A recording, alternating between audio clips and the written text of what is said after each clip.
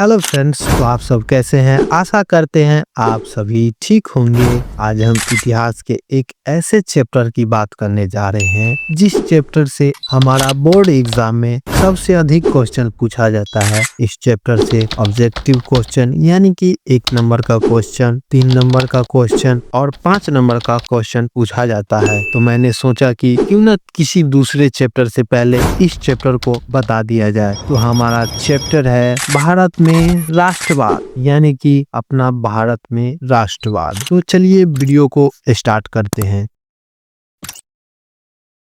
इस चैप्टर में हम मुख्यतः 1920 से बाद की समय की बात करेंगे, मगर 1920 से पहले भी चलेंगे। तो सबसे पहले हम बात करते हैं भारत में राष्ट्रवाद के कारण। भारत में राष्ट्रवाद के अनेकों कारण हैं, उसमें से मुख्य 4 हैं। पहला कारण है राजनीतिक कारण, दूसरा आर्थिक कारण, तीसरा सामाजिक कारण, चौथा धार्मिक कारण। तो सबसे पहले हम बात करेंगे राजनीतिक कारण के। 1878 में लॉर्ड लिटन ने वर्नाकुलर प्रेस एक्ट लाया था। उस समय भारत में 2 भाषाएं में अखबार छपती थी, अंग्रेजी भाषा और हिंदी भाषा। अंग्रेजी भाषा में छपता था एंग्लो इंडियन, हिंदी भाषा में इंडियन प्रेस। अंग्रेजों को हिंदी नहीं आती थी, इसलिए भारतीयों ने हिंदी अखबार में अंग्रेजों के खिलाफ होने वाले आंदोलनों और अंग्रेजों को द्वारा किए जाने वाले दुष्व्यवहार को अखबार में छपवा दिया करते थे। इस बात अंग्रेजों को किसी प्रकार से पता चल गई, तो इस एक्ट के तहत उन्होंने हिंदी में छपने वाले पेपर को बंद करवा दिया। इतना ही पे उन्होंने शांत नहीं हुआ, 1889 में शस्त्र अधिनियम भी ला दिए, यानी कि आर्म्स एक्ट। इस एक्ट के तहत भारतीय लोगों को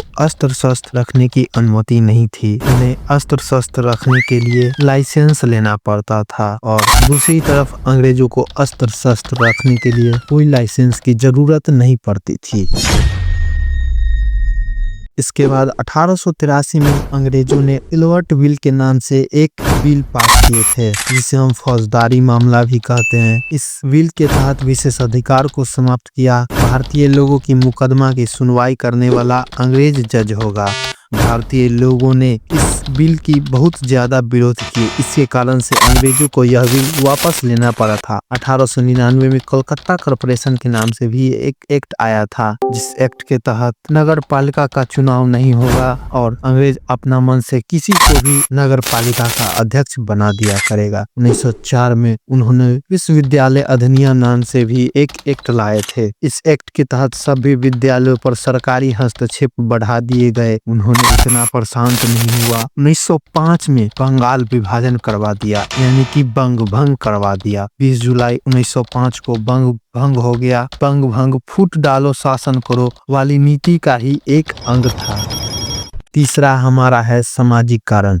भारतीय लोगों के साथ भेदभाव किया जाता था, मुख्यतः काले गोरे पर भेदभाव किया जाता था। भारतीय लोगों को नीची दृष्टि से देखा जाता था। उच्च उच्च पद पर सिविल सेवा यानी कि IAS IPS को बैठाया जाता था। अंग्रेज चाहते थे इस पद पर भारतीय कोई ना बैठे, इसलिए उन्होंने इस एग्जाम का सेंटर इंग्लैंड में बनाया था। चौथा है हमारा धार्मिक कारण। अंग्रेजों ने हमारे देश में हिंदू मुस्लिम एकता को भड़काया, हमारी एकता को भंग किया था। इसके बाद हम चलते हैं प्रथम विश्व युद्ध में। 1914 से 1918 तक युद्ध यह चला था। 28 जुलाई 1914 को यह युद्ध स्टार्ट हुआ था। इसमें 37 देश भाग लिए थे। इस युद्ध को सभी युद्ध को समाप्त करने वाला युद्ध कहा जाता था। इसमें एक तरफ मित्र राष्ट्र और दूसरी तरफ धुरी राष्ट्र था। मित्र राष्ट्र में अमेरिका, रूस, फ्रांस, इंग्लैंड, जापान और इटली शामिल था, और दूसरी तरफ धुरी राष्ट्र में ऑस्ट्रिया, जर्मनी, हंगरी शामिल था।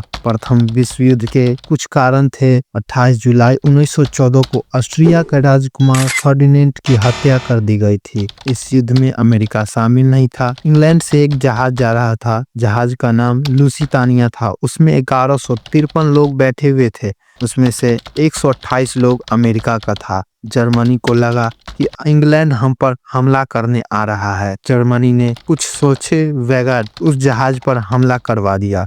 हमला करवाने में अमेरिका के 128 लोग की मृत्यु हो जाती है। अमेरिका को इतना पर गुस्सा आ जाता है, वह प्रथम विश्व युद्ध में शामिल हो जाता है। इस युद्ध में 9 करोड़ सैनिकों की मृत्यु होती है और 1.3 करोड़ नागरिकों की मृत्यु होती है।